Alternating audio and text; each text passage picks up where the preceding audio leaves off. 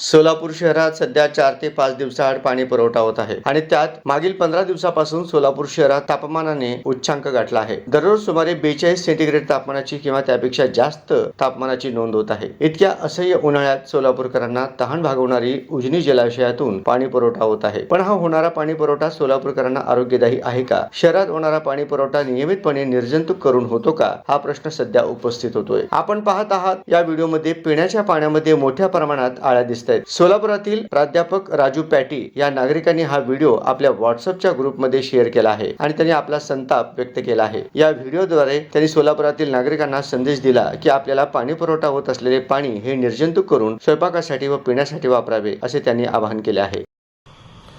किती छान पोहतात ना हे काय आहेत माहितीये का? सोलापुरात 5 दिवसाआड 8 दिवसाआड पाणी जे आपण घरात वापरतो ना ते वापरलेलं छान पाणी आहे। आणि ह्याच्यामध्ये आता जे आपण पाहतोय जे पोहतात ना ते पोहणारे आपले सगळे मंत्री महोदय, आमदार, खासदार, नगरसेवक आहेत बरं का।